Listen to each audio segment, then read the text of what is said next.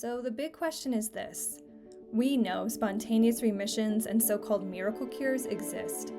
We also know they aren't so spontaneous after all. I'm living proof of this, having cured my quote-unquote incurable illness. There's something to how this happens. So how do we, as humans with chronic symptoms, tap into this so-called miraculous healing capacity? That is the question, and this podcast will give you the answers. My name is Dr. Erin Hayford, and welcome to the Sacred Illness Podcast. Before we begin today's episode, just my standard medical disclaimer. This podcast is intended for educational and informational purposes only. The content should not be considered a substitute for professional medical advice, diagnosis, or treatment. Always consult with a qualified healthcare professional regarding any medical concerns. Hi, everyone, and welcome back to the Sacred Illness Podcast. I'm here as your host, Dr. Erin, with Oriana, our new lovely co-host, who will be joining us for the foreseeable future. Today, we're talking all about the medical paradigm and how this sort of mind-body separation and dualism got started and how we find ourselves where we are today with the current medical system being what it is.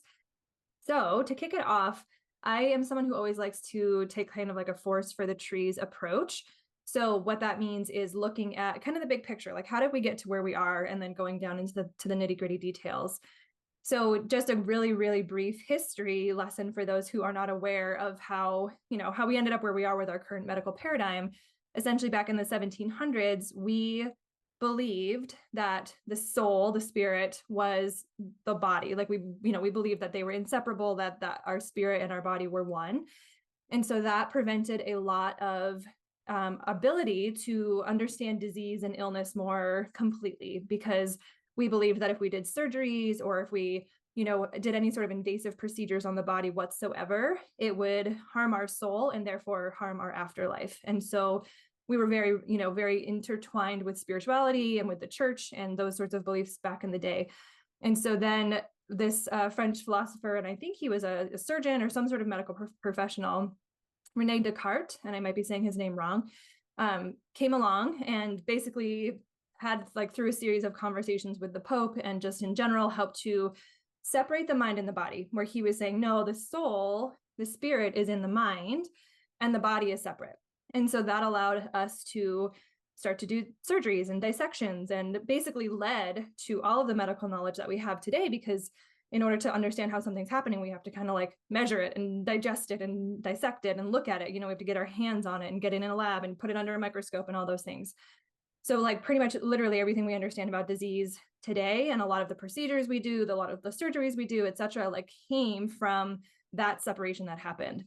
So obviously, I was one of these people where I used to be like, that damn René Descartes ruined everything for us. But like, really, like it was necessary. Like we really needed to have that separation happen in order to acquire the medical knowledge that we have, and the anatomy knowledge and the pathology knowledge that we have. Like all of the diseases we now know and have understanding of, and understand how they happen, well, parts of how they happen, or what's at least physiologically going on in the body. We needed that. And as Oriana and I were talking about before we started recording today, we feel, it's not really a secret that the usefulness of that separation has run its course, because as we're seeing reflected, at least here in the United States, but I think pretty much, across all developed nations, we're seeing a rise in chronic illnesses, autoimmune conditions, cancers, heart disease, diabetes, like just these conditions that develop and just go, right? And really wear down on quality of life, even less like definable illnesses like chronic pain or mental illnesses like anxiety and depression. Like we just see people being generally more and more unwell despite having the most medical knowledge we've ever had, right? So there's just sort of this like how does that make sense, right? Like how does it make sense that we understand things better than we ever did before, medically speaking, and yet people are more sick? So that's where this question mark comes up of like, what are we missing? What are we not getting about health and wellness that is allowing for disease to actually progress and get worse rather than get better, which it should if the system is correct. Like if it's the correct solution for the problem, things should only be getting better. And so this is where, again, that mind-body separation, that mind-body dualism has essentially run its course, because the reality is that the putting the mind over here and ignoring the impact of it on the body is at a great detriment to physical health. One of the things that's important to define as we move forward is what even is the mind, because when we think about mind-body separation, what exactly was it that we separated? So one of the major things to think about is, the body does include the nervous system, but truly the mind is the nervous system. The mind is the brain, the spinal cord, and all the nerves that emanate off of it, which are, it's physically wired to everything in the body. This mind physically is attached to every cell, every organ, every tissue, and how the mind is perceiving the world is going to have a significant impact on how the body is functioning. So we do, of course, have neurologists, right? We have people who work with the quote unquote mind, but more from this like neurology, nervous system, nerve tissue standpoint. So, they're focused on pain, they're focused on brain injuries. That's still sort of a more physical exploration of the nervous system. And when we are talking about the mind-body connection, we're talking more about the thoughts, the emotions, and the beliefs that the mind holds. That again, that is the part that we separated out. We said that's spirit, that's soul, that is unrelated to physical health. So when we say we separated the mind and the body, we didn't, just ignore the nervous system, but we ignored the I would argue most important part of the nervous system, which is what tells the nervous system how to behave. So if we are thinking certain thoughts, if we hold certain beliefs, if we are experiencing certain emotions, if we experience trauma or live in chronically stressful situations, none of those are things that we can measure per se, right? But yet they are essentially the inputs that tell the nervous system, the physical nervous system, how to physically function. But we miss that part, and that is what the separation of the mind and body did. We said, those inputs, that's soul, that's spirit, that's woo, that's over here, we can't measure it, therefore it's not real, it doesn't matter. We're going to look at the physical stuff that's happening in the body. We're going to look at, what we can physically see with our eyes, what we can measure with a lab, what we can test, what we can quantify. And that is illness. So we really became focused on this more physical definition of illness, again, versus this more, if you want to call it esoteric or woo or whatever, unmeasurable aspect of humanity. And so that is what we teased apart. And that's an important distinction, because when we think about the mind being the brain, again, we're not ignoring the brain. Like, there's lots of people who work with the brain. We're ignoring the inputs into the system that influence the system, which then influences everything downstream of it. And that matters because, again, the nervous system touches every single thing that is in the body. And so those inputs are really what we need to get back to. We need to get back to understanding what are the inputs that are influencing this physical nervous system, which is then influencing the physical body that's causing illness. Those inputs are influenced from childhood. And really, we focus a lot on childhood trauma, programming, conditioning, because we know from lots of advances in the mind-body medicine field and neuroscience that the ages of 0 to 7 have the greatest impact on how the nervous system is going to function on a daily basis, because that's where we are picking up a lot of how to survive in the world, who we are, what's safe, what's not safe, and so on and so forth. Those early programs are the inputs that then influence that system and how it's going to influence the physical nervous system and the physical body. So what exactly is happening when we are experiencing anxiety or depression or an emotion like anger or sadness or grief, or having a thought like, I'm not good enough, or oh my gosh, I'm such a failure, or what is wrong with me? Why can't I do anything right? Or I don't deserve love. I don't deserve good things. What's happening inside of us when those sorts of things are happening? To back it up for a second, the nervous system really serves this ultimate purpose, which is to keep us alive. Its one and only job and goal is to keep us alive, to keep us safe, to keep us healthy, to keep us functioning. And to do that, it's constantly surveying the world through our 5 senses. Are we safe, or is there a threat present? Are we safe? Threat. Safe, threat. So again, through the 5 senses, what can we see? Does everything look okay? What do we hear? Do we hear anything threatening? What do we smell? Does everything smell okay and safe, or is there a smell that we associate with danger, etc.? And then depending on what comes in to that nervous system, again, those inputs that come in are going to elicit thoughts, beliefs, behaviors based on past programming. And then from there, the downstream effect is if we're safe, then our body stays in a state of regulation and safety and engagement. If one of those things that is brought in through those inputs is considered a threat, then that's where everything changes in the body and we shift into this mode of survival. Because again, the body is wired for survival, and so it shifts us into a physiological state where everything downstream functions differently in order to help us get through that threat. This is where we really start to see the impact on physical health. So if we are in a state of threat, in a state of survival because something was picked up as a threat in our nervous system, our gut is going to be suppressed. Our immune system is going to be suppressed. Our body is going to be contracted, and our muscles are going to be ready to run or fight. And our immune system is eventually suppressed. There's lots and lots of changes that are happening because our body is assuming the threat's short term. We just need to get through it. Once we survive and get out to the other side, then we're going to be okay. The problem is that in our world today, many of the stressors that we face are chronic, or if we face traumatic experiences in our past and or our present, our nervous system is sort of more chronically altered, more chronically shifted into a state of survival, which means all of those changes to our organs and our body systems are also going to be altered. So what does chronic suppression on our digestive system look like? Gas, constipation, diarrhea, slow transit, heartburn. What does constant chronic suppression of our immune system look like? Allergies, autoimmunity. It can also be things like susceptibility to chronic illnesses like Lyme disease, mold illness, environmental illnesses, even long COVID. There's a correlation between traumatic experiences and long COVID.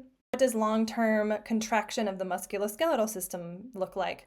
Pain, chronic headaches, fibromyalgia, these sorts of conditions that we think of as chronic and often having no cure or no explanation, or are difficult to treat, because everything we throw at it is not working, really starts to come back to how is the nervous system functioning? If those systems are all turned off because the nervous system is focusing on survival, then anything you throw at it is not going to work. It's not going to help. And so we really start to see how this separation of the mind and the body is again detrimental. We're ignoring the fact that underlying anything functioning or not in the body is how the nervous system is oriented. And how the nervous system is oriented, whether it's toward threat or toward safety, depends on the inputs that are coming in. And what determines those inputs are things that were programmed in childhood. Again, the ages of 0 to 7 being the most impactful, and then 8 to 25 years old being also impactful, but not as much as 0 to 7.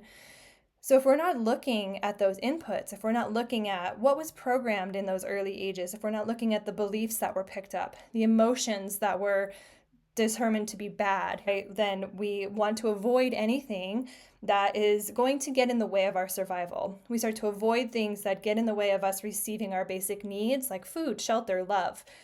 And those things become threats. So if we are ignoring those inputs in the mind-body connection and we're just focusing on, well, your gut is shut down, so here's a motility agent to get you pooping again, it doesn't matter. You're going to have to take that for the rest of your life because the reason the system is not working is not being addressed.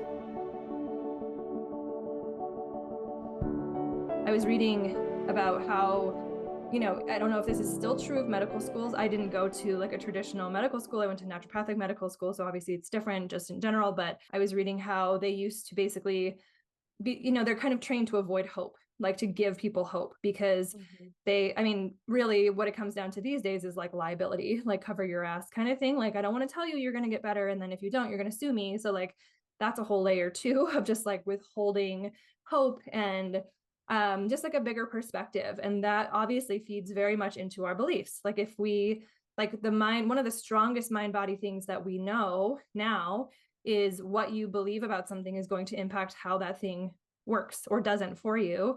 And I might have quoted this study before, I don't know, but and I quote studies because I'm not someone who thinks you have to measure something for it to be real. Like I kind of push against that because I think that's a very limiting worldview that we've fallen into. But it's always helpful when there's a study to back it up, because then it's like, for the skeptics out there, here's some research. But essentially, there was a study done around morphine, which is, for those who don't know, a very powerful opiate pain reliever. And the study was done on belief of efficacy of this drug. And so basically there was, I don't know if there was 2 patients or multiple patients, but there was kind of 2 subsets of like people who believed it would work, who were told like, this is a very powerful pain reliever, it's going to take all your pain away. They believed it and it worked as it's supposed to. Then there was another subset of people, or again, maybe it was one individual, who had the belief of like, nothing helps me, no one helps me, nothing, I'm never going to get better, and was given morphine, and it didn't really work. Like it didn't really touch their pain. And to me, that's just such a powerful example of like what you believe, like the hope you're given from your providers, but also like what already exists inside of your own self based on conditioning and what you witnessed as a kid plays a big part.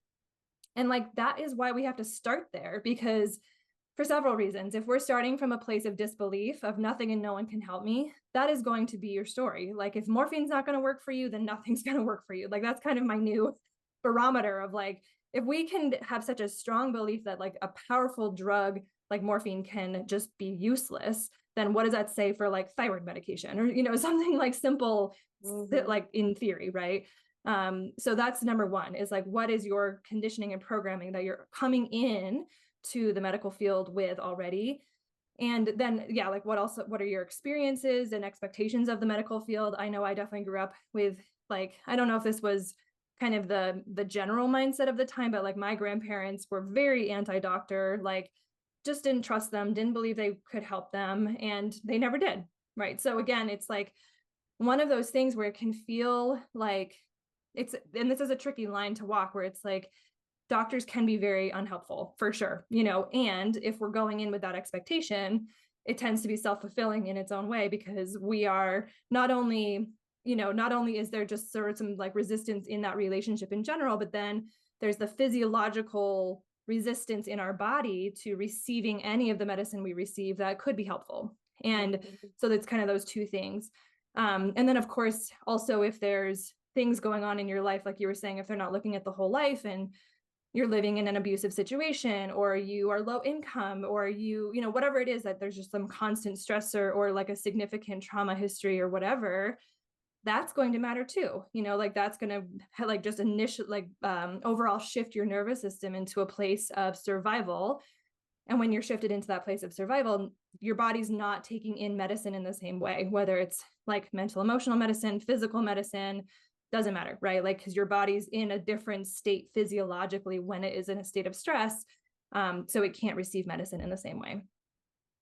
So I think that is, again, one of the big detriments of the separation of the 2 is we just start, it's kind of like we move up 6 rungs on this ladder, and we start with the physical stuff. And then from there, like there's nowhere to go but up. Like, well, that medication didn't work, so let's go up in potency and up in, severity, so to speak, of the treatment you're getting, and then maybe surgery. And then that's where we find ourselves in these chronic illness cycles, where we're not starting at the foundation. We're not starting where it matters most. Like, what is the soil out of which this plant is growing? We don't look at that. Like Dr. Joe Dispenza says, you are the placebo effect. So if you have that belief structure that, and if you don't know who, if the people listening don't know who Dr. Joe Dispenza is, he's a chiropractor who was severely injured. His back was severely injured in an accident with him riding his bike in a triathlon. And he then dedicated his life to how our bodies heal, because he refused surgery, and they said he'd never walk again if he refused surgery. And so he wrote a book about how that belief, that other piece of it, our mind piece of it, plays a big role, because if we don't believe that we can do something, then we can't. No matter what modality you go to, if you don't have your own power and you don't have your own beliefs, and you haven't started that foundation, then chances are you're going to be, spinning your wheels. Totally. And I think this is where, like, in my mind, like I really see like things just fundamentally have to change, because as you're saying that, I'm like, it's almost like a privilege at this point to have that perspective, to see it through this lens through which we see it, because that is not the lens that we're grown up in. That's not the predominant domineering paradigm. And so most of us come from this place of like, yeah, illness is bad. It's a physical thing. You have to take medication. The doctor's the only one who knows. Like, that's the majority, again, like predominant, like world and mindset that most of us are in. And so it, like, we really do have to like change the system, which is like, obviously easier said than done. But I think that's why we wanted to have this podcast and have the work that we do and have these conversations, is to like, just the more of us who have that mindset, the more of us, we can be that change, like the grassroots, ground up kind of change. Because if more and more of us are just like not participating in the system in the way that it is, the better. And you see this happening in the medical field sort of slowly but surely. Like, lots of doctors are exiting the insurance model and doing like concierge type services and just cash-based services, right? Or whatever, sliding scale type services to make it different, because the folks who are more conscious, the doctors who are more conscious of like the holistic nature of humanity, like they're seeing like, yeah, I can't help anyone in 5 minutes. What's the point of this? Like, I go in, I basically like, it's just like it's an exchange of like data. Like, these are your numbers. This is your dose. Have a good day. Like, that's not medicine. It's prescribing, but that's not medicine. Like, true medicine is that holistic, looking at the full person, looking at the full picture. And if we're not doing that, we're not really practicing medicine. Yeah, I 100% agree with all of that. I think if you chose to be in healthcare in any capacity, that there is a space that's opening now that's saying you have to do better. You have to do better. We have to step up and do better, because people are getting sicker, and I think there's more doctors than there ever have been. And at some point I would ask a question. If I was a doctor, I would ask myself a question. I think that there's now this group of people that are kind of standing here going, what in the heck is going on? And how can we do something different? Because this is absolutely not working. Our bodies are these beautiful things that are meant to heal. It's what they do. They want us alive. They're not like, all these different bacteria and all these things going on in there thinking about how can we make you sick? Like, right. That's not what's happening. That's not what's happening in there. If that imbalance happened within all of these different systems that are going on without us even thinking about it, then there's a reason for it. And how can we get to that reason versus how can we just stop it from happening until, the next thing comes up or whatever, because that's generally what happens is we stop it and then something else comes up and it's often louder. That's really like at the heart of this work, is like this reclamation of self, right? It's like the reclamation of our self-love, our self-identity, our authenticity, and in that, like, creating a sense of awe and wonder of these incredible things that carry us around in this life, that like you said perfectly, like our bodies are wired for survival. Their number one goal, their number one aspiration at all times is to keep us alive.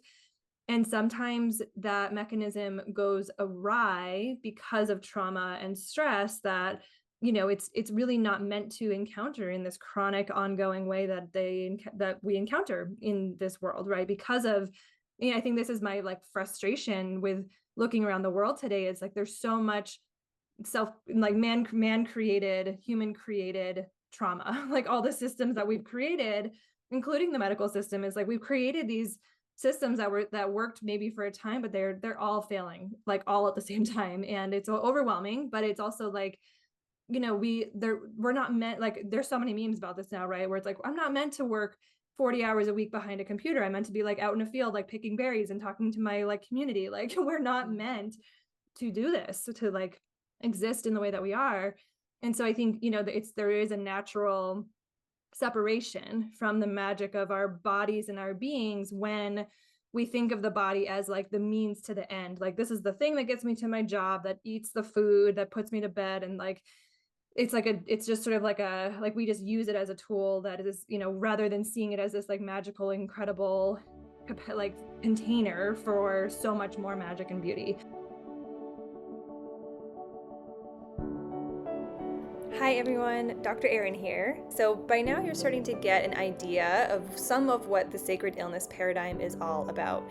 The sacred illness paradigm is all about this question of what is your illness inviting you to become? What is it that lies within each of us that allows some of us to acquire so-called spontaneous healing or remissions? And what is the key to unlocking that innate self-healing capacity in each and every one of us?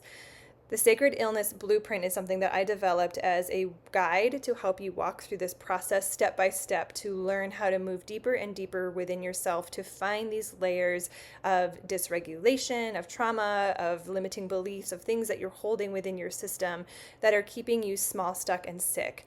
Ultimately, if we ignore the mind-body connection and are not exploring the ways in which our nervous system continues to be dysregulated or in a chronic state of activation and stress, any healing modality that we put into our body from the outside in is going to be less effective, if not effective at all. So if you are currently feeling stuck, lost, confused, or disillusioned in your healing journey, feeling like you have tried so many things, you have tried so many modalities, you have worked with so many providers, and you're just not seeing the results you want, know that this is normal, and of course you're not, because this foundational mind-body connection is often, if not always, missed in all of these modalities. And just like we can't build a house on top of sand, our healing cannot grow and blossom and be strong and successful if the foundation is not laid first. So rather than doing something different but similar to everything you have tried before and expecting different results, I encourage you to consider doing something different altogether. This is where I invite you to explore the Sacred Illness Group Coaching Program.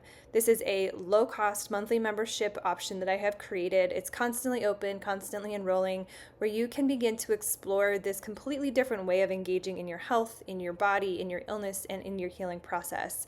What is provided inside this group coaching program is the blueprint that lays the foundation and lays the path out for you to follow to begin to explore these deeper aspects of health, to truly get at the root of what is causing your illness, and from there allowing all other modalities to blossom so that you can actually start to see the changes and the healing take place in your body that you have been expecting and wanting all along.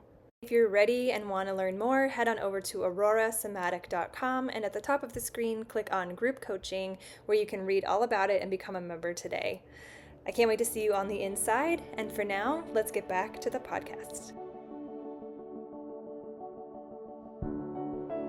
One thing that is important to know when you're thinking about what is good and what is bad in your body, where did those beliefs come from? Mm-hmm. And when you're talking to yourself about, your depression or your anxiety or whatever your other physical symptoms are, and you're saying that they're bad and, I hate them and I wish my life was this way, where did that self-talk come from? Because it came from somewhere. And if you continue to talk to yourself that way, you are 100% missing the message. We're never going to have like this nervous system that's just like, we're just floating in air. That's not what our nervous system is. But we are supposed to be able to ebb and flow through it. Something activates us and we should be able to come out and, come back to that place of peace. And I think all of these things, there's so many layers to all of this, that all of these things keep us in this, like, this is the way I have to behave and this is the way I have to show up every day. And, it's just so unrealistic. It's unrealistic to the point of we are trying to be unhuman. Like humans don't like that's a robot function to get up and do the same thing and act the same way. And like, you just can't, that's not real. So of course our bodies are like, hello, like, what are we doing? And that can come out in so many different ways. And if we don't, I feel like if we continue to stigmatize mental health, we are continuing to tell people that they're supposed to operate as robots instead of, you are allowed to have deep emotions. You are allowed to be really depressed. Like, you are like, yes, the stuff that you have going on, yes, this is a normal reaction to life and what you have going on in your life. The healing journey on any realm, wherever you're at in your symptoms or mental health, is that coming back to yourself. Yeah. And I think that's like ultimately there's like, there's two things. There's the reality of the world, right? And these systems that are in place. And the other side of that is the change isn't going to come from the top. So it has to come from within. And the more we start to connect with ourselves and our intuition, and the more of us who say no and who push for change and who find our voice and find our like unique place in the world, there's more of us than there are them, so to speak, right? Like the people who are kind of in charge, whoever those forces may be. And so, the reality is that the more pressure there is from the masses for things to change, or the more we take power back and just say, like, I'm not participating in that system anymore, I'm not showing up in my body in this way anymore, then, change has to happen, because there's no one participating. It's like if no one goes to a store, it's going to close. Like if we stop participating in that system, it's going to change. And I think that's why, from the healthcare lens, like there's many systems that need to change. And this conversation is about healthcare in particular. And, I kind of feel like this is one we have actually more control over, because we already have what we need inside of us to shift that system. It's different from like money or, things that like are outside of us. Like when it's something outside of us, it's harder to obtain, like, like political stuff or whatever. Like that's harder to obtain because it's like we don't have this direct inner wisdom or capacity. But healthcare, we have it in our bodies right now to heal. And so the more of us who learn these foundational elements of health and find how to do that, how to take that power back. And again, this is stuff that we offer in our work, like you can do this at home. It's like, you can do it at home. You can do it right now. Like go take our course. You can do it at home. Like you don't have to go spend $100 on a new specialist, or, at this point, like $500 or whatever. Like these are things that exist inside of you right now. And you have that capacity to tap into them and find them. And I think the hardest part, kind of what you were talking about, is like, it does cause us to have to question things. If there's, again, it's so interesting how like, it doesn't matter what you're doing. Like you could be the healthiest person on paper and have all the chronic illnesses in the world, or you could smoke a pack of cigarettes a day and be like a joyful, healthy being who lives to like 105. You know what I mean? So it's like, to me, it's always that question of like, why, like you were saying, like, it's like a child who's always like, but why, but why, but why? And it drives us crazy, but it's like, good question. Like, let's go deeper, right? Because there's always a deeper thing. And, that was my whole journey with Crohn's disease. It was like, okay, yeah, the like, physiological why is that my immune system was attacking my intestines, but why? Like, why would my immune system do that if my body is wired for survival? Like that seems like a very bad idea, but apparently my body thinks it's a good idea. Like it needs to happen. So why? And that's where that took me. And so I think it does take that courage, really. It's courage to start to look inside and to start asking those questions and to start looking at those layers that have separated us from who we are and who we came into the world being and who we are now. And, again, the current medical paradigm does not do us any help, does not help us in that way, because it starts us it looks at the outermost layer and treats that, when really we need to be peeling back that outermost layer, like that outermost layer of how we're showing up in the world right now with our current way of thinking, our current way of being, our current way of like what we're eating or what we're thinking or what we're believing. And then the symptoms that we have, those are all results of something. Like they are the most visible thing above the surface, but like what's happening under the soil, right? And then when we start to say, but why, and peel those layers back, then we're getting into that core. But anyway, the point being, like the medical system is missing that capacity to go into those deeper layers. It's treating that outermost layer. When that doesn't work, it has to go further. It goes further out. It doesn't go further in, it goes further out. And that's the problem, because every time you go further out, you go further away from yourself. And really the source is inside of you. Like it's inside of you right now. Again, the kind of like takeaway or the message of this current podcast is about, the medical system. We are where we're at for a reason. We had to kind of do what we did to understand disease and, the body and all the things that we now understand from a scientific perspective. We had to separate the mind and the body in order for that to happen. But that disconnect is ultimately now, at a huge disservice, because the reality of like the mind is that it's the nervous system, and it's, the nerves that come out of the nervous system, and that nervous system, how it's programmed and how it is influenced by your world is going to impact everything health wise.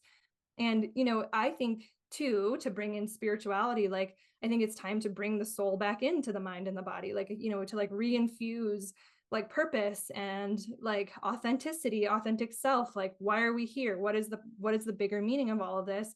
Bringing that back in as well is part of bringing those two things back together, if that resonates with your worldview. Because I think the other thing that happened when we separated the mind and the body is we made things feel pretty pointless, and like pretty bleak and pretty like that was my thing when I got sick, was like, this is not I refuse for this to be my existence. Like, I'm not going to just be someone who is sick, who takes medications, who like, barely gets by every day. Like, I expect and I want more out of my life. And I think we all should.